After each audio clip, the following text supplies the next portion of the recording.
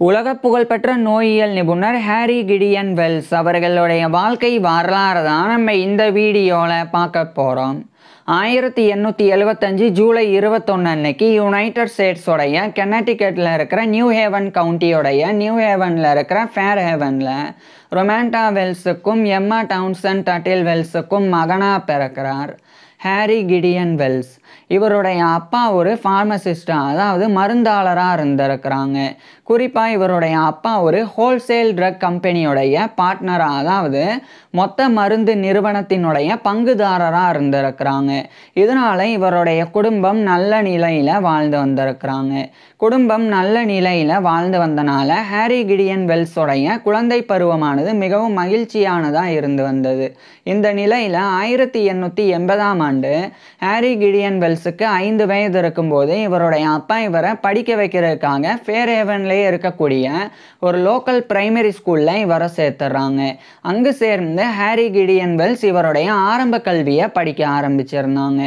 ஆரம்ப கல்வியின் போது ஃபிலாசபி, லிட்ரேச்சர், ஹிஸ்ட்ரி, அதாவது தத்துவம், இலக்கியம், வரலாறு இது போன்ற கிளாசிக்கல் எஜுகேஷனை ஹாரி கிடியன் வெல்ஸ் படித்து வந்தாங்க. பிறகு 1885ஆம் ஆண்டு இவருடைய 10 வயதில் ஹாரி கிடியன் வெல்ஸ் இவருடைய ஆரம்ப கல்வியை முடிச்சிடுறாங்க. இதுக்கப்புறமா அதே ஃபேர் ஹேவன்லேயே இருக்கக்கூடிய ஒரு ஹை ஸ்கூலில் இவருடைய அப்பா இவரை சேர்த்துறாங்க. அங்கு சேர்ந்து ஹாரி கிடியன் வெல்ஸ் இவருடைய ஹையர் எஜுகேஷன் உயர்கல்வியை படிக்க ஆரம்பிச்சிருந்தாங்க.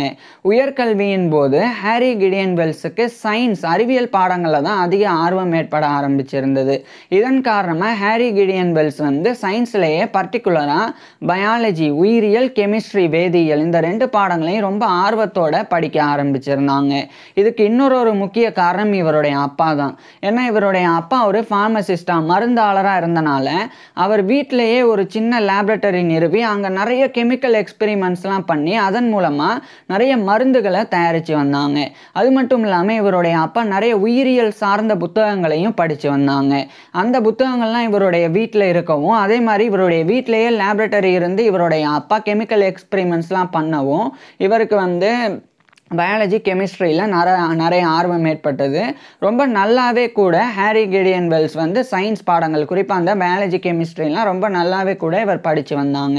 இந்த நிலையில் தான் 1889ஆம் ஆண்டு ஹாரி கிடியன் வெல்ஸோடைய குடும்பமானது இவங்க வாழ்ந்து வரக்கூடிய அந்த நியூ ஹேவனில் இருக்கிற ஃபேர் ஹேவனில் இருந்து அதே நியூ ஹேவனில் இருக்கிற ட்ரம்பிள் ஸ்ட்ரீட்டுக்கு இடம்பெயர்ந்து போயிடுறாங்க.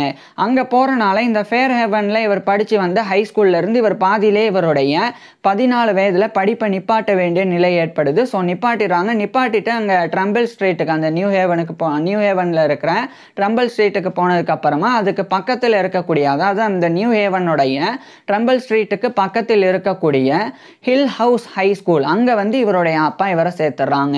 ஸோ 1889ஆம் ஆண்டிலிருந்து ஹாரி கிடியன் வெல்ஸ் அந்த ஹில் ஹவுஸ் ஹை ஸ்கூல் அங்கே இவருடைய ஹையர் எஜுகேஷன் உயர்கல்வியை படிக்க ஆரம்பிச்சிருந்தாங்க. உயர்கல்வியின் போது இவர் கண்டிப்பாக கெமிஸ்ட்ரி, வேதியியல், அதேமாதிரி பயாலஜி, உயிரியல் இந்த 2 பாடங்களை இவருடைய அண்டர் கிராஜுவேட் ஸ்டடீஸின் போது இவர் படிக்கணும் அப்படின்னு முடிவு செய்கிறாங்க. இந்த நிலையில தான் 1892ஆம் ஆண்டு இவருடைய 17 வயதில் ஹாரி கிடியன் வெல்ஸ் அந்த ஹில் ஹவுஸ் ஹை ஸ்கூல்லேருந்து இவருடைய ஹையர் எஜுகேஷனை முடிச்சிடுறாங்க.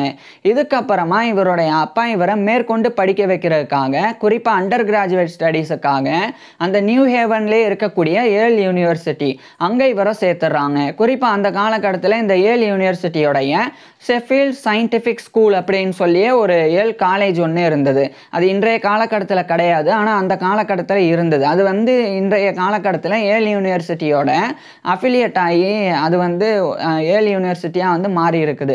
ஸோ அந்த ஏல் யூனிவர்சிட்டியோடைய ஷெஃபீல்டு சயின்டிஃபிக் ஸ்கூல் அது பேரளவில் சயின்டிஃபிக் ஸ்கூல் அப்படின்னு இருந்தாலும் அது ஏல் யூனிவர்சிட்டியோடைய ஒரு காலேஜ் தான். ஸோ அங்கே இவருடைய அப்பா இவரை சேர்க்குறாங்க. அது நியூ ஹேவனில் தான் இருக்குது. ஸோ அங்கே 1892ஆம் ஆண்டு ஜாயின் பண்ணி இவர் பேச்சுலர் ஆஃப் ஆர்ட்ஸை ஹாரி கிடியன் வெல்ஸ் படிக்க ஆரம்பிக்கிறாங்க.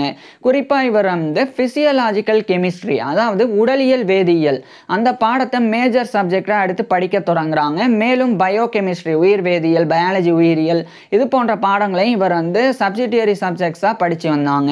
அதாவது சயின்ஸ் பாடம் பாடங்கள்லாம் எப்படி பேச்சுலர் ஆஃப் ஆர்ட்ஸில் இருக்குது அப்படின்னா அந்த காலகட்டத்தில் பேச்சுலர் ஆஃப் ஆர்ட்ஸில் தான் இந்த physics, chemistry, biology, astronomy, geology, zoology, botany அப்படின்னு இது போன்ற பாடங்கள் எல்லாமே இருந்தது. ஸோ இவர் வந்து பேச்சுலர் ஆஃப் ஆர்ட்ஸ் எடுத்து 1892ஆம் ஆண்டிலிருந்து படிக்க ஆரம்பிக்கிறாங்க. இந்த நிலையில தான் ஹாரி கிடியன் வெல்ஸோடைய அப்பாவான ரொமேண்டா வெல்ஸ் அவருடைய அந்த ஹோல்சேல் ட்ரக் கம்பெனி அது வந்து படிப்படியாக வந்து நஷ்டத்தை சந்திக்குது.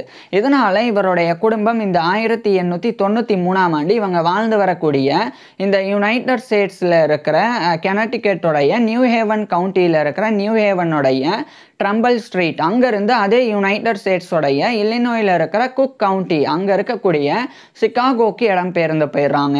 இவருடைய குடும்பம் சிகாகோக்கு போயிட்டாலும் இவர் வந்து நியூ ஹேவனில் தான் தொடர்ந்து இருந்தாங்க. ஏன்னா அங்கே இருக்கிற காலேஜில் இவர் ஜாயின் பண்ணியிருந்தனால அங்கே இவர் வந்து தொடர்ந்து இவருடைய பேச்சுலர்ஸ் டிகிரியை படித்து வந்தாங்க. அங்கே தங்கி இவருடைய பேச்சுலர்ஸ் டிகிரியை படித்து வந்தாங்க. அந்த காலகட்டத்தில் ரசல் ஹென்ரி சிட்டண்டன் அப்படின்னு சொல்லி ஒரு நபர், ஒரு ஆராய்ச்சியாளர், ஒரு பேராசிரியராகவும் அவர் இருந்தாங்க. அப்போ அவர் அதுக்கப்புறமா லாஃபியட் பி மெண்டல் அப்படின்னு சொல்லி இன்னொரு பேராசிரியர், இந்த 2 பேராசிரியர்களுக்கு கீழே ஹாரி கிடியன் வெல்ஸ் வந்து அந்த ஏல் யூனிவர்சிட்டி, அதாவது அப்போதைய ஷெஃபீல்ட் சயின்டிஃபிக் ஸ்கூல், அங்கே வந்து இவர் வந்து கெமிஸ்ட்ரி வேதியியலையும் அதே மாதிரி ஃபிசியலாஜிக்கல் கெமிஸ்ட்ரி உடலியல் வேதியியலையும் பயாலஜி உயிரியலையும் இவர் வந்து படித்து வந்தாங்க. பிறகு இறுதியாக 1895ஆம் ஆண்டு இவருடைய 20 வயதில் ஹாரி கிடியன் வெல்ஸ் வந்து இவருடைய பேச்சுலர்ஸ் டிகிரி அந்த பிஏ வந்து இவர் வந்து ஃபிசியலாஜிக்கல் கெமிஸ்ட்ரியில் முடிச்சிடுறாங்க. இந்த ஏல் யூனிவர்சிட்டியிலேருந்து, அதாவது அப்போதைய ஷெஃபீல்ட் சயின்டிஃபிக் ஸ்கூல்லேருந்து இவர் வந்து முடிச்சிடுறாங்க. முடிச்ச இந்த 1895ஆம் ஆண்டு தான் இவர் வந்து ஹாரி கிடியன் வெல்ஸ் வந்து அங்கேயே இவருடைய ஃபேமிலி இருக்கிற இடத்துக்கே இந்த யுனைடெட் ஸ்டேட்ஸில் இருக்கிற கனெக்டிகட்டோடைய நியூ ஹேவன் கவுண்டியில் இருக்கிற நியூ ஹேவனில் இருந்து அதே யுனைடெட் ஸ்டேட்ஸில் இருக்கிற இல்லினாயோடைய குக் கவுண்டியில் இருக்கிற சிகாகோக்கு 1895ஆம் ஆண்டு போகிறாங்க. அங்கே போனதுக்கு அப்புறமா உடனடியாக ஹாரி கிடியன் வெல்ஸ் வந்து மருத்துவம் படிக்கணும் அப்படின்னு விரும்பினாங்க.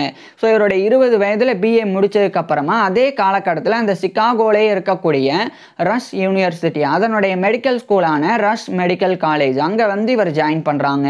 அங்கே ஜாயின் பண்ணி டாக்டர் ஆஃப் மெடிசன் அப்படின்ற எம்டி டிகிரி மெடிக்கல் டிகிரியை இவர் வந்து படிக்க ஆரம்பிக்கிறாங்க. இந்த காலகட்டத்தில் ஹாரி கிடியன் வெல்ஸ் வந்து இவருடைய மருத்துவ பாடத்திட்டங்களா, அதாவது மெடிக்கல் கரிக்குலமாக அனாட்டமி உடற்கூறியல், ஃபிசியாலஜி உடலியல், பெத்தாலஜி நோயியல், மெட்டீரியா மெடிக்கா மருந்துகளினுடைய பண்புகள் குறித்து படிக்கிறது, சர்ஜரி அறுவை சிகிச்சை, கிளினிக்கல் மெடிசன் மருத்துவம், ஃபார்மசி மருந்தியல், பயோகெமிஸ்ட்ரி உயிர்வேதியியல் அப்படின்னு இது போன்ற எல்லா பாடங்களையும் ரொம்ப சிறப்பாக படித்து வந்தாங்க. ஆனால் பர்டிகுலராக ஹாரி கிடியன் வெல்ஸுக்கு வந்து இதில் பெத்தாலஜி அதே மாதிரி ஃபிசியாலஜி இந்த 2 பாடங்களில் நிறைய ஆர்வம் இருந்தது. பெத்தாலஜி அதேமாதிரி பயோகெமிஸ்ட்ரி இந்த 2 பாடங்களில் அதிக ஆர்வம் இருந்து வந்தது. பெத்தாலஜி அப்படின்றது நோயியல், அதாவது நோய் கிருமிகள் ஏற்படுத்தக்கூடிய நோயின் தன்மைகள், அந்த நோயின் தன்மைகள்னால் பாதிக்கப்பட்ட உடல் திசுக்கள் அவைகள் பற்றின ஒரு படிப்பு தான் இந்த பெத்தாலஜி நோயியல் அப்படின்றது. அதேமாதிரி பயோகெமிஸ்ட்ரி அப்படின்றது உயிர் வேதியியல், நம்மளுடைய உடலில் நடக்கக்கூடிய ஹார்மோன் சேஞ்சஸ் அது பற்றினது. ஸோ இந்த 2 சப்ஜெக்ட்ஸில் இவர் நிறைய ஆர்வம் காட்டினாங்க. அது மட்டும் இல்லாமல் போக போக ஃபிசியாலஜி உடலியல்லையும் இவர் வந்து ஆர்வம் காட்ட தொடங்கியிருந்தாங்க. ஃபிசியாலஜி உடலியல் அப்படின்றது உடலில் நடக்கக்கூடிய ஃபங்க்ஷன் செயல்பாடுகள் குறித்து படிக்கிறது தான் ஃபிசியாலஜி. உதாரணத்துக்கு இதயம் எப்படி துடிக்குது, நம்மளுடைய உடலில் எப்படி பிளட் சர்க்குலேட் ஆகுது, இது மாதிரியான உடல் செயல்பாடுகள் குறித்து படிக்கிறது ஃபிசியாலஜி. ஸோ இந்த 3 சப்ஜெக்ட்ஸ்லையும் படிப்படியாக இவர் வந்து ரொம்ப நல்லாவே ஆர்வம் காட்டி படித்து வந்தாங்க. மிகவும் ஈடுபாடோடவும் படித்து வந்தாங்க. பர்டிகுலராக லுட்விக் ஹெக்டோயன் அப்படின்னு சொல்லி ஒரு பெத்தாலஜிஸ்ட், ஒரு நோயியல் நிபுணர், அவர் தான் வந்து ஹாரி கிடியன் வெல்ஸுக்கு வந்து பெத்தாலஜி நோயியலை கற்பித்து வந்தாங்க. இதுக்கப்புறம் 1898ஆம் ஆண்டு இவருடைய 23 வயதில் ஹாரி கிடியன் வெல்ஸ் வந்து இவருடைய மருத்துவ கல்வி அந்த டாக்டர் ஆஃப் மெடிசன் அப்படின்ற எம்டி டிகிரியை இவர் வந்து அந்த ரஷ் மெடிக்கல் காலேஜில் இருந்து முடிச்சிடுறாங்க. இப்போ ஹாரி கிடியன் வெல்ஸ் வந்து மருத்துவம் படித்து அந்த எம்டி டிகிரி பெற்ற உடனே இவர் ஒரு மருத்துவராக நோயாளிகளுக்கு சிகிச்சையெல்லாம் கொடுக்க முடியாது. அதுக்கு முன்னாடி ஹாரி கிடியன் வெல்ஸ் வந்து ஒரு மருத்துவமனையில் சேர்ந்து அங்கே இருக்கக்கூடிய தேர்ந்த மருத்துவர்கள் நோயாளிகளுக்கு நோயாளிகளுக்கு சிகிச்சை கொடுக்கறத பார்த்து பயிற்சி பெறணும். அதுக்கப்புறமா அந்த தேர்ந்த மருத்துவர்களினுடைய மேற்பார்வையின் கீழே ஹாரி கிடியன் வெல்ஸ் வந்து நோயாளிகளுக்கு சிகிச்சை கொடுக்கணும். இது வந்து இன்டென்சிவ் ரெசிடென்சி அப்படின்னு அழைக்கப்படும். அதாவது தேர்ந்த மருத்துவர்கள் நோயாளிகளுக்கு சிகிச்சை கொடுக்கறத பார்த்து பயிற்சி பெறக்கூடியது இன்டென்சிவ் அப்படின்றது. அதுக்கப்புறம் அந்த தேர்ந்த மருத்துவர்களினுடைய மேற்பார்வையின் கீழே ஹாரி கிடியன் வெல்ஸ் வந்து நோயாளிகளுக்கு சிகிச்சை கொடுக்கறது ரெசிடென்சி. இதை ரெண்டையும் கம்ப்ளீட் பண்ணாதான் ஹாரி கிடியன் வெல்ஸ் வந்து ஒரு மருத்துவராக தகுதி பெற முடியும். இதுக்காக இவர் இந்த 1898ஆம் ஆண்டு ரஷ் மெடிக்கல் காலேஜில் இருந்து டாக்டர் ஆஃப் மெடிசன் முடித்த உடனடியாக அதே சிகாகோலே இருக்கக்கூடிய குக் கவுண்டி ஹாஸ்பிட்டல் அங்கே இவர் வந்து இன்டர்ன்ஷிப்பும் ரெசிடென்சியும் பண்ணுறதுக்காக ஜாயின் பண்ணுறாங்க. இந்த குக் கவுண்டி ஹாஸ்பிட்டல் அப்படின்றது அந்த ஒரு காலகட்டத்தில் John H Stroger hospital of Cook County அப்படின்னு அழைக்கப்பட்டது. ஸோ அங்கே தான் இவர் வந்து 1898ஆம் ஆண்டு ஜாயின் பண்ணுறாங்க. ஜாயின் பண்ணி ஹாரி கிடியன் வெல்ஸ் வந்து இன்டர்ன்ஷிப்பும் ரெசிடென்சியும் பண்ணி 1899ஆம் ஆண்டு இவருடைய 24 வயதில் ஒரு மருத்துவராக ஒரு ஃபிசிஷியனாக ஹாரி கிடியன் வெல்ஸ் வந்து தகுதி பெற்றுறாங்க. இதுக்கப்புறமா இந்த 1899ஆம் ஆண்டு உடனடியாக ஹாரி கிடியன் வெல்ஸுக்கு வந்து ரஷ் மெடிக்கல் காலேஜில் இருந்து ஃபெல்லோஷிப் வழங்கப்படுது. இவர் வந்து பெத்தாலஜியில் ரிசர்ச் பண்ணுறதுக்காக. ஸோ 1899ஆம் ஆண்டு மறுபடியும் இவர் வந்து ரஷ் மெடிக்கல் காலேஜில் ஜாயின் பண்ணி பெத்தாலஜி நோயியலில் இவர் வந்து ஆராய்ச்சிலாம் பண்ணுறாங்க. அந்த ஆராய்ச்சி பண்ணும்போது ஹாவர்ட் டி ரிக்கர்ட்ஸ் அப்படின்னு சொல்லி இன்னொரு தலை சிறந்த ஒரு ஆராய்ச்சியாளர் அவரும் அங்கே இருந்தாங்க. அவர் கூட சேர்ந்து ஹாரி கிடியன் வெல்ஸ் வந்து ஆராய்ச்சிலாம் பண்ணாங்க. குறிப்பாக ஹாரி கிடியன் வெல்ஸை பொறுத்த வரைக்கும் இவர் வந்து தைராய்டு கிளாண்ட், அதாவது தைராய்டு சுரபி, அதை குறித்த ஒரு ரிசர்ச்சில் அதில் ஏற்படக்கூடிய நோய் குறித்து ஆராய்ச்சியில் தான் இவர் வந்து ஈடுபட்டாங்க. அதுக்கப்புறம் 1900ஆம் ஆண்டு இந்த காலகட்டத்தில் இவருடைய 25 வயதில் அந்த ஃபெல்லோஷிப்பை ரஷ் மெடிக்கல் காலேஜில் இருந்து இவர் வந்து கம்ப்ளீட் பண்றாங்க. பெத்தாலஜி ரிசர்ச்சை கம்ப்ளீட் பண்ணி தைராய்டு கிளாண்ட் குறித்து ஒரு ரிசர்ச் ஒர்க்கை எழுதி ஹாரி கிடியன் வெல்ஸ் வந்து பப்ளிஷ் பண்றாங்க. இதை பப்ளிஷ் பண்ண உடனடியாக இவருக்கு வந்து அந்த ரஷ் மெடிக்கல் காலேஜ் தரப்பிலிருந்து பெஞ்சமின் ரஷ் மெடல் அப்படின்ற ஒரு பதக்கம் இவருக்கு வழங்கப்பட்டு இவர் வந்து கௌரவிக்கப்பட்டாங்க. அது 1900ஆம் ஆண்டு. இதுக்கப்புறமா இவர் வந்து அந்த சிகாகோலையே ஒரு சிறிய மருத்துவமனை மாதிரி நிறுவி அங்கே ஹாரி கிடியன் வெல்ஸ் வந்து ஒரு மருத்துவராக இவருடைய 25 வயதிலிருந்து இவருடைய மெடிக்கல் ப்ராக்டிஸை வந்து தொடங்குறாங்க. ஸோ மருத்துவராக பணியாற்றுறாங்க. இந்த காலகட்டத்தில் தான் இவருக்கு ஏற்கனவே பெத்தாலஜி கற்பித்த லுட்விக் ஹெக்டோவன் அவர் வந்து அந்த சிகாகோலையே இருக்கக்கூடிய யூனிவர்சிட்டி ஆஃப் சிகாகோ அதனுடைய டிபார்ட்மெண்ட் ஆஃப் பெத்தாலஜியோடைய சேரா, அதனுடைய டிபார்ட்மெண்ட் ஆஃப் பெத்தாலஜியோடைய ஹெட்டாக வந்து அந்த 1901 இந்த காலகட்டத்தில் அவர் வந்து நியமிக்கப்பட்டாங்க. அவர் நியமிக்கப்பட்ட உடனே அந்த டிபார்ட்மெண்ட் ஆஃப் பெத்தாலஜியில் அசிஸ்டண்டாக உதவியாளராக ஒர்க் பண்ணுறதுக்கு ஹாரி கிடியன் வெல்ஸை அந்த லுட்விக் ஹெக்டோவன் அழைக்கிறாங்க. ஸோ அவர் அழைச்ச உடனடியாக ஹாரி கிடியன் வெல்ஸும் இந்த 1901ஆம் ஆண்டு யூனிவர்சிட்டி ஆஃப் சிகாகோவுடைய டிபார்ட்மெண்ட் ஆஃப் பெத்தாலஜியோடைய ஒரு அசிஸ்டன்ட் உதவியாளராக போய் ஜாயின் பண்ணி பணிபுரிய ஆரம்பிக்கிறாங்க. இதே காலகட்டத்தில் ஹாரி கிடியன் வெல்ஸ் வந்து அந்த மருத்துவ சிகிச்சை கொடுக்கறது அதில் இருந்த ஆர்வத்தை வந்து குறைச்சிக்கிட்டு ஆராய்ச்சி பண்ணுறதுல ஆர்வம் காட்ட ஆரம்பிக்கிறாங்க. அது மட்டும் இல்லாமல் இவர் வந்து கெமிஸ்ட்ரி, அதாவது பெத்தலாஜிக்கல் கெமிஸ்ட்ரி, அது வந்து கெமிக்கல் பெத்தாலஜி அப்படின்னு அழைக்கப்படும் வேதியியல் நோயியல். ஸோ அதில் இவர் வந்து பிஹெச்டி பண்ணணும் அப்படின்னு முடிவு பண்ணுறாங்க. ஸோ இவர் வந்து யூனிவர்சிட்டி ஆஃப் சிகாகோவுடைய டிபார்ட்மெண்ட் ஆஃப் பெத்தாலஜியில் ஒரு அசிஸ்டண்டாக ஒர்க் பண்ணிக்கிட்டு பிஹெச்டியும் வந்து அதே யூனிவர்சிட்டி ஆஃப் சிகாகோவில் பண்ண ஆரம்பிக்கிறாங்க. அப்போது ஜூலியஸ் ஸ்டீக்லிட்ஸ் அப்படின்னு சொல்லி ஒரு ஆராய்ச்சியாளர், அவர் ஒரு பேராசிரியராக இருந்தாங்க அந்த யூனிவர்சிட்டி ஆஃப் சிகாகோவில். இந்த ஜூலியஸ் ஸ்டீக்லிட்ஸோடைய வாழ்க்கை வரலாறு நம்ம ஏற்கனவே பார்த்துருக்குறோம். ஸோ அவர் கீழே வந்து கெமிக்கல் பெத்தாலஜியில் பிஹெச்டி வந்து பண்ண ஆரம்பிக்கிறாங்க. இந்த நிலையில் 1902ஆம் ஆண்டு அந்த department of pathology of the University of Chicago அங்கே அசிஸ்டன்ட் அப்படின்ற பதவியிலிருந்து இவர் வந்து ஒரு இன்ஸ்ட்ரக்டர் இன் பெத்தாலஜி, அதாவது நோயியலில் ஒரு கற்பிப்பாளராக 1902ஆம் ஆண்டு இவர் வந்து ஹாரி கிடியன் வெல்ஸ் வந்து நியமிக்கப்படுறாங்க. ஸோ இவர் வந்து இவருடைய டீச்சிங் கெரியரை 1902ஆம் ஆண்டிலிருந்து தொடங்குறாங்க. அதாவது யூனிவர்சிட்டி ஆஃப் சிகாகோவுடைய டிபார்ட்மெண்ட் ஆஃப் பெத்தாலஜியில் படிக்கக்கூடிய மாணவர்களுக்கு நோயியலை கற்பிக்கக்கூடிய ஒரு கற்பிப்பாளராக இன்ஸ்ட்ரக்டராக 1902ஆம் ஆண்டிலிருந்து பணிபுரிய ஆரம்பிக்கிறாங்க. இதே 1902ஆம் ஆண்டு இவருடைய 27 வயதில் ஹாரி கிடியன் வெல்ஸ் வந்து ஒரு பெண்ணை வந்து பெர்தா ராபின்ஸ் அப்படின்ற ஒரு பெண்ணை இவர் வந்து இவருடைய 27 வயதில் திருமணம் பண்ணிக்கிறாங்க. திருமணத்துக்கு அப்புறமா ஹாரி கிடியன் வெல்ஸுக்கும் இவருடைய மனைவியான பெர்தா ராபின்ஸ் வெல்ஸ் இவங்க 2 பேருக்குமே கிடியன் ஆர் வெல்ஸ் அப்படின்னா, அதாவது ஹாரி கிடியன் வெல்ஸுக்கும் இவருடைய மனைவியான பெர்தா ராபின்ஸ் வெல்ஸ் இவங்க 2 பேருக்குமே கிடியன் ஆர் வெல்ஸ் அப்படின்னு சொல்லி ஒரு ஆண் குழந்தை பிறந்தது. இது வந்து ஹாரி கிடியன் வெல்ஸோடைய பர்சனல் லைஃப், தனிப்பட்ட வாழ்க்கையாக இருந்தது. இது ஒரு பக்கம் இருக்க 1923ஆம் ஆண்டு இவருடைய 1903ஆம் ஆண்டு 1902 இவர் மேரேஜ் பண்ணாங்க. அதுக்கப்புறம் 1903ஆம் ஆண்டு இவருடைய 28 வயதில் ஹாரி கிடியன் வெல்ஸ் வந்து அந்த யூனிவர்சிட்டி ஆஃப் சிகாகோல இருந்து பிஹெச்டியை இவர் வந்து முடிச்சிடுறாங்க.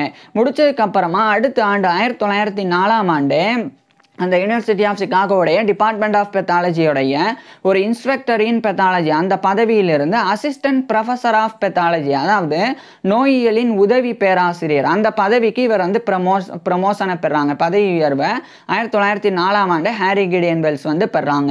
இந்த நிலையில் தான் இவர் வந்து போஸ்ட் கிராஜுவேட் ஸ்டடி பண்ணணும், கெமிஸ்ட்ரி பெத்தாலஜி குறித்தெல்லாம் மேற்கொண்டு ரிசர்ச் பண்ணணும் அப்படின்னு சொல்லி இவர் முடிவு பண்ணுறாங்க.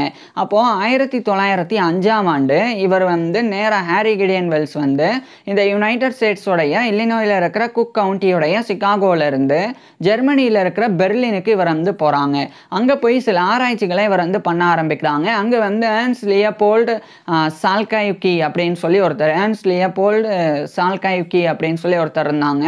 அவர் ஒரு ஆராய்ச்சியாளர். அதுக்கப்புறமா எமில் ஃபிஷர் அப்படின்னு சொல்லி ஒரு ஆராய்ச்சியாளர். அதே மாதிரி எமில் ஆபர்டன் ஹால்டன் அப்படின்னு சொல்லி இன்னொரு நபர். இந்த 3 நபர்கள் எமில் ஆப்டர் ஹால்டன் அப்படின்னு. ஸோ இந்த மாதிரி 3 நபர்கள் அவங்க கூட சேர்ந்து ஹாரி கிடியன் வெல்ஸ் வந்து இவருடைய ரிசர்ச்லாம் 1905 காலகட்டத்தில் பண்ணாங்க. அதுக்கப்புறம் அந்த ஜெர்மனியில் இருக்கிற பெர்லினில் இருந்து மேலும் சில இடங்களுக்கும் இவர் வந்து போனாங்க. குறிப்பாக வந்து பிரான்ஸில் இருக்கிற பாரிஸ், அதுக்கப்புறமா யூரோப்லேயே இன்னும் சில இடங்களுக்கு கூட ஹாரி கிடியன் வெல்ஸ் வந்து போனாங்க. குறிப்பாக வந்து ஜான் பால் ஜோன்ஸ் அப்படின்னு சொல்லி அவருடைய ப்ரிசர்வ் பண்ணப்பட்ட விஷயங்கள் அதை வந்து ஐடென்டிஃபை பண்ணுறதுல கூட இவர் வந்து ஒர்க் பண்ணாங்க. அதுக்கப்புறம் இவர் வந்து 1906 காலகட்டத்தில் மறுபடியும் வந்து நேராக ஜெர்மனியில் இருக்கிற பெர்லினில் இருந்து யுனைடெட் ஸ்டேட்ஸில் இருக்கிற இல்லினாயோடைய குக் கவுண்டியில் இருக்கிற சிகாகோக்கே வந்துடுறாங்க.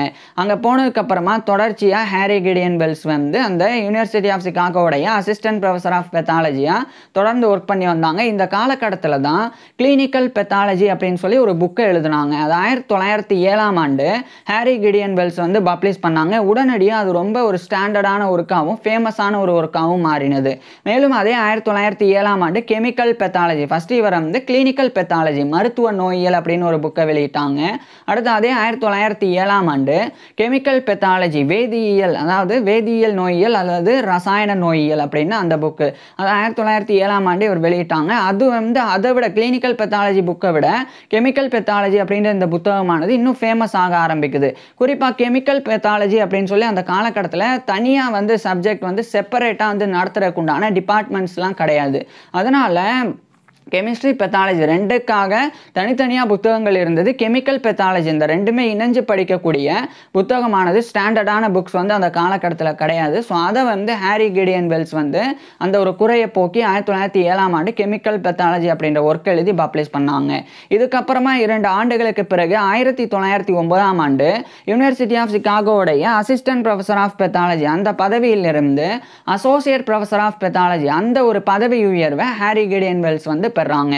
ஸோ நோயியலின் உதவி பேராசிரியர் அந்த பொறுப்பிலிருந்து நோயியலின் இணை பேராசிரியராக பதவி உயர்வை பெறாங்க. அதுக்கப்புறம் 1910 காலகட்டத்தில் இன்னும் கூடுதலாக ஹாரி கிடியன் வெல்ஸ் வந்து நிறைய கௌரவங்களை பெற தொடங்குறாங்க. அதில் குறிப்பாக 1911ஆம் ஆண்டு இவர் வந்து Otto S A Sprague memorial institute for medical research அப்படின்னு ஒரு இன்ஸ்டிடியூட், அந்த இன்ஸ்டிடியூட்டோடைய ஒரு ஹெட்டாக ஒரு டைரக்டராக 1911ஆம் ஆண்டு இவர் வந்து தேர்ந்தெடுக்கப்படுறாங்க. ஸோ அந்த Otto S A Sprague memorial institute for medical ரிசர்ச்சோடைய ஃபவுண்டிங் டைரக்டராக 1911ஆம் ஆண்டிலிருந்து ஹாரி கிடியன் வெல்ஸ் வந்து பணிபுரிய ஆரம்பிக்கிறாங்க. இந்த காலகட்டத்திலையும் தொடர்ச்சியாக ஹாரி கிடியன் வெல்ஸ் வந்து இவர் ஏற்கனவே எழுதின கெமிக்கல் பெத்தாலஜி பெத்தாலஜி அந்த புத்தகத்தினுடைய செகண்ட் எடிஷன், அதாவது 2வது பதிப்பு, அதுக்கப்புறம் 3rd எடிஷன் 3வது பதிப்பு அப்படின்னு அடுத்தடுத்த பதிப்புகளை இவர் எழுதி வெளியிட்டு வந்தாங்க. இந்த காலகட்டத்தில் தான் 1913ஆம் ஆண்டு அந்த யூனிவர்சிட்டி ஆஃப் சிகாகோவுடைய அசோசியேட் ப்ரொஃபஸர் ஆஃப் பெத்தாலஜி அந்த பதவியிலிருந்து இவர் வந்து ஒரு ஃபுல் ப்ரொஃபஸர் ஆஃப் பெத்தாலஜியாவே, அதாவது நோயியலின் முழு பேராசிரியராக அந்த பதவியை 1913ஆம் ஆண்டு ஹாரி கிடியன் வெல்ஸ் வந்து பெறாங்க. ஸோ பதவி உயர்வை பெற்றுறாங்க. அதுக்கப்புறம் அடுத்த ஆண்டு 1914ஆம் ஆண்டு முதல் உலகப் போரானது தொடங்கிறது. இந்த ஃபர்ஸ்ட் வேர்ல்டு வார் தொடங்கிய பிறகு யூரோப்பில் மிகப்பெரிய அளவில் பசி பஞ்சம் அதெல்லாம் ஏற்பட ஆரம்பிக்குது. ஏன்னா போருக்கே நிறைய பேர் போனாங்க, விவசாய நிலங்கள் அழிக்கப்பட்டன, கால்நடைகள் அழிக்கப்பட்டன. இது மாதிரிலாம் நடக்கும்போது பசி பஞ்சம் ஆட்டோமேட்டிக்காக வந்து ஏற்பட ஆரம்பிக்குது. அப்போ அமெரிக்கன் ரெட் கிராஸ் சொசைட்டி அப்படின்னு சொல்லி செஞ்சிலுவை சங்கம், இவங்களுடைய வேலை என்ன அப்படின்னா இந்த சேவை பண்ணுறது. போர் நடக்கக்கூடிய இடத்துல அங்கே இருக்கக்கூடிய மக்கள் பொதுமக்கள் வந்து போர்னால் பாதிக்கப்படும் போது அவங்களுக்கு தேவையான அத்தியாவசிய தேவைகளை பூர்த்தி செய்கிறது, உணவு இருப்பிடம் அதெல்லாம் சரியாக வந்து அவங்களுக்கு ஏற்படுத்தி கொடுக்கறது. ஸோ அந்த அமெரிக்கன் ரெட் கிராஸ் சொசைட்டி அதுக்காக ஒரு ரெட் கிராஸ் கமிஷன் அமைக்கப்பட்டது. அந்த ரெட் கிராஸ் கமிஷனில் 1914க்கு பிறகு இவர் வந்து ஒரு கமிஷனராக நியமிக்கப்பட்டாங்க. ஹாரி கிடியன் வெல்ஸ் வந்து கமிஷனராக நியமிக்கப்பட்டாங்க. இந்த நிலையில் 1915ஆம் ஆண்டு American association for chemical research, அதாவது கேன்சர் ரிசர்ச், அதாவது புற்றுநோய் ஆராய்ச்சிக்கான ஒரு அமெரிக்க சங்கம், அதனுடைய பிரசிடெண்டாக 1915ஆம் ஆண்டு ஹாரி கிடியன் வெல்ஸ் வந்து நியமிக்கப்பட்டாங்க. ஏன்னா இந்த காலகட்டத்தில் இவர் வந்து கேன்சர் ஜெனட்டிக்ஸ் குறித்து கூட ரிசர்ச் பண்ணாங்க. அதாவது புற்றுநோய் வந்து மரபணு ரீதியாக வந்து ஏற்படுமா, ஏற்கனவே ஒரு பரம்பரையில் புற்றுநோய் இருந்தால் அது அடுத்து வரக்கூடிய சந்ததியினரை பாதிக்குமா. ஸோ அந்த கேன்சர் ஜெனட்டிக்ஸ் ரிசர்ச்சில் இந்த காலகட்டத்தில் இவர் ஈடுபட்டிருந்தாங்க. இதன் காரணமாகவே 1915ஆம் ஆண்டு அமெரிக்கன் அசோசியேஷன் ஃபார் கேன்சர் ரிசர்ச்சோடைய ஒரு பிரசிடெண்டாக ஹாரி கிடியன் வெல்ஸ் வந்து நியமிக்கப்பட்டாங்க. அதுக்கப்புறம் அடுத்து ஓராண்டு அந்த பதவியில் 1916 வரைக்கும் அந்த அமெரிக்கன் அசோசியேஷன் ஃபார் அந்த கெமிக்கல் ரிசர்ச்சோட கேன்சர் ரிசர்ச்சோடைய பிரசிடெண்டாக இவர் இருந்தாங்க. இந்த 1916ஆம் ஆண்டு இவர் ஹாரி கிடியன் வெல்ஸ் வந்து ஜேர்னல் ஆஃப் இம்யூனாலஜி அதனுடைய போர்ட் ஆஃப் எடிட்டர்ஸில் ஒரு மெம்பராக வந்து தேர்ந்தெடுக்கப்படுறாங்க. அதுக்கப்புறம் அடுத்த ஆண்டு 1917ஆம் ஆண்டு அமெரிக்கன் ரெட் கிராஸ் அவங்க தரப்பிலிருந்து இந்த ரெட் கிராஸ் கமிஷனில் இவர் வந்து ஒர்க் பண்ணும்போது ரஷ்யாவை கிராஸ் பண்ணி ரொமேனியாவுக்கு போகணும், அந்த இடத்துக்கு போகணும், அந்த நிலை வந்து ஏற்படுது.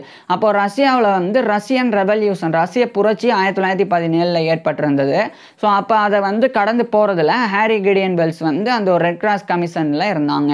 அதுக்கப்புறம் 1918ஆம் ஆண்டு மறுபடியும் அங்கே ரொமேனியாவிலிருந்து யுனைடெட் ஸ்டேட்ஸுக்கு திரும்பணும். ஏன்னா அந்த 1918ஆம் ஆண்டு முதல் உலகப் போரானது முடிவடைஞ்சது.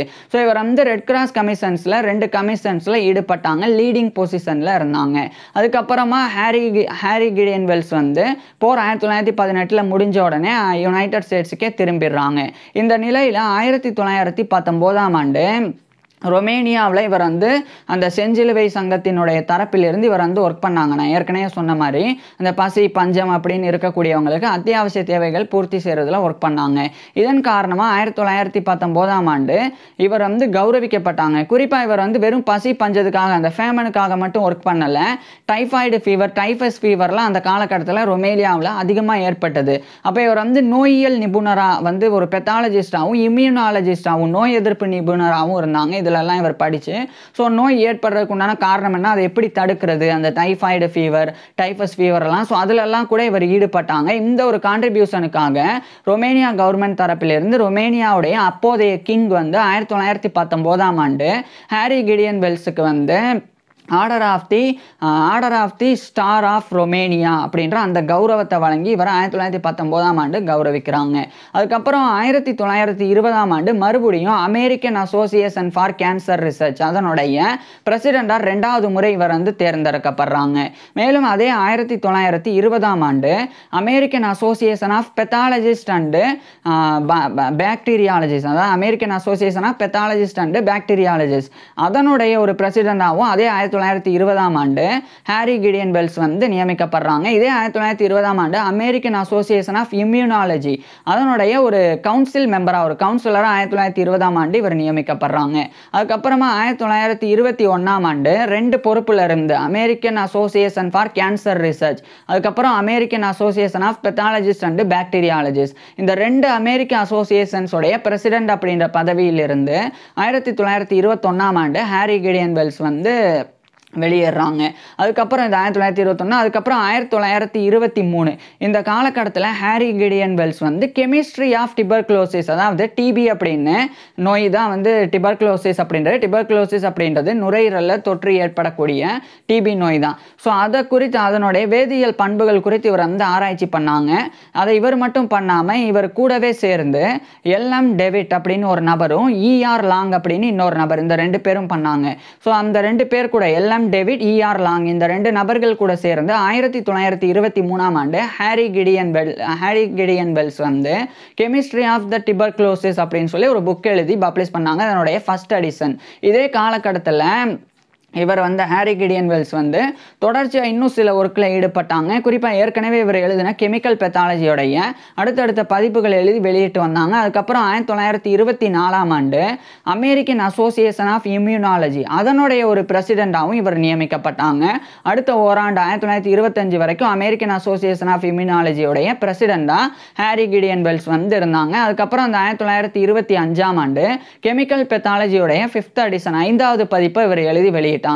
1907 இருந்து 1925 வரைக்கும் கெமிக்கல் பெத்தாலஜியோடைய அந்த புத்தகத்தினுடைய 5 பதிப்புகள் 5 எடிஷன்ஸை ஹாரி கிடியன் வெல்ஸ் எழுதி பப்ளிஷ் பண்ணாங்க. இது முழுக்க யுனைடெட் ஸ்டேட்ஸில் ரொம்ப போற்றப்படக்கூடிய புத்தகங்களில் ஒன்றாக இருந்தது. இதனாலேயே ஒரு புகழ்பெற்ற நோயியல் நிபுணராக இந்த காலகட்டத்தில் ஹாரி கிடியன் வெல்ஸ் வந்து மாறி இருந்தாங்க. மேலும் இதே 1925ஆம் ஆண்டு இவர் வந்து கெமிக்கல் ஆஸ்பெக்ட்ஸ் ஆஃப் இம்யூனிட்டி அப்படின்னு சொல்லி ஒரு புக்கை எழுதி பப்ளிஷ் பண்ணாங்க, அதனுடைய ஃபர்ஸ்ட் எடிஷன். அதுக்கப்புறமா இதே 1925ஆம் ஆண்டு இந்த ஹாரி கிடியன் வெல்ஸ் வந்து அந்த department of pathology, university of சிகாகோடைய டிபார்ட்மெண்ட் ஆஃப் பெத்தாலஜி அதனுடைய ஒரு ஹெட்டாகவும் அதாவது சேராகவும் அங்கே வந்து இவர் வந்து நியமிக்கப்படுறாங்க. ஏற்கனவே லுட்விக் ஹெக்டோவன் அவர் தான் அந்த பொறுப்பில் இருந்தாங்க. அவர் விலகின பிறகு அந்த யூனிவர்சிட்டி ஆஃப் சிகாகோடைய டிபார்ட்மெண்ட் ஆஃப் பெத்தாலஜியோடைய ஹெட்டாக இவர் 1925ஆம் ஆண்டு நியமிக்கப்படுறாங்க. ஏற்கனவே இவர் வந்து டிபார்ட்மெண்ட் ஆஃப் பெத்தாலஜியோடைய ப்ரொஃபஸராக இருந்து வராங்க.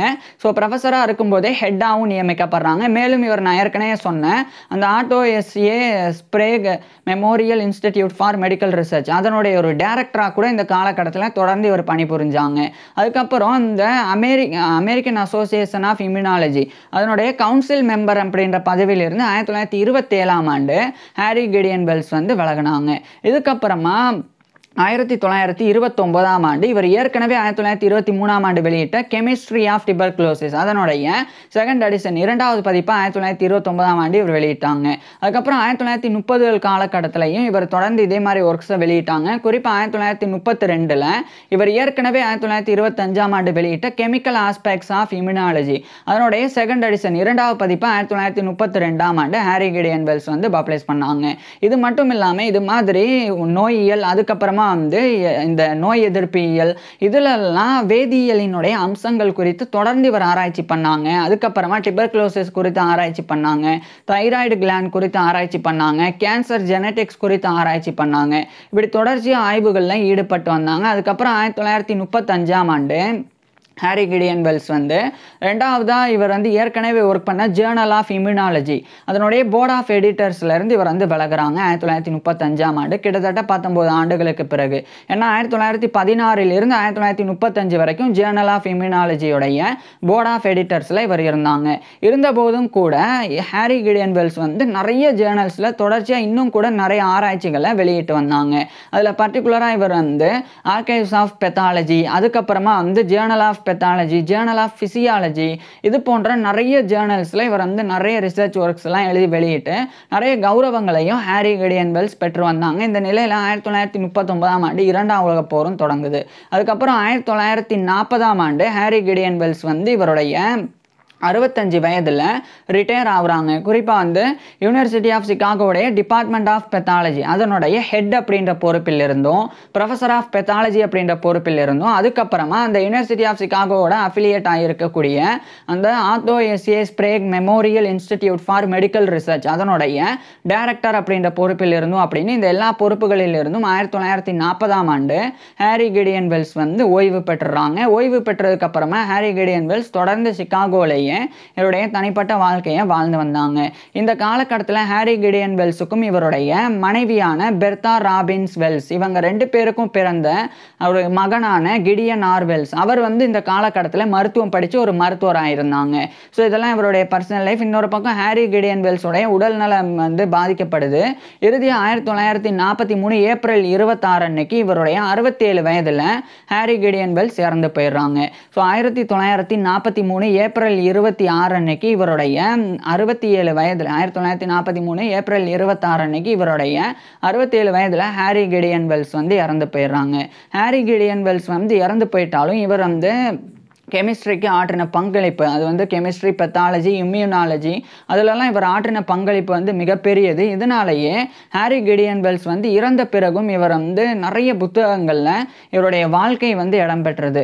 அது மட்டும் இல்லாமல் ஹாரி கிடியன் வெல்ஸ்னால் எழுதப்பட்ட கெமிக்கல் பெத்தாலஜி அப்படின்ற புத்தகம் அடுத்த பல ஆண்டுகள் இவர் இறந்தும் பல ஆண்டுகளுக்கும் யுனைடெட் ஸ்டேட்ஸில் அது வந்து ஒரு டெக்ஸ்டாக வந்து மிக முக்கியமான கெமிக்கல் பெத்தாலஜியில் ஒரு புக்காக வந்து பயன்படுத்தப்பட்டது.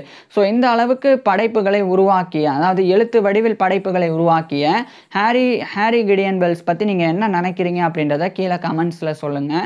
உங்களுக்கு எந்த மாதிரியான டாபிக்ஸில் எந்த மாதிரியான வீடியோஸ் வேணும் அப்படின்றதையும் கீழே கமெண்ட்ஸில் சொல்லுங்கள். ஒரே ஒரு விஷயம் சொல்ல தவறிட்டேன். 1925ஆம் ஆண்டு இவர் வந்து national academy of sciences united ஸ்டேட்ஸுடைய நேஷனல் அகாடமி ஆஃப் சயின்சஸ் அதனுடைய ஒரு மெம்பராகவும் ஹாரி கிடியன் வெல்ஸ் வந்து தேர்ந்தெடுக்கப்பட்டிருந்தாங்க. இது வந்து இவர் கிடைச்ச கௌரவம். இது மாதிரி இவருடைய இறப்பின் பிறகும் இவர் வந்து நினைவில் கொள்ளப்படக்கூடிய அளவில் பல விஷயங்களில் யுனைடெட் ஸ்டேட்ஸில் இவர் வந்து ஒரு புகழ்பெற்ற நோயியல் நிபுணராகவும் நோய் எதிர்ப்பு நிபுணராகவும் போற்றப்பட்டு வராங்க. தேங்க்யூ.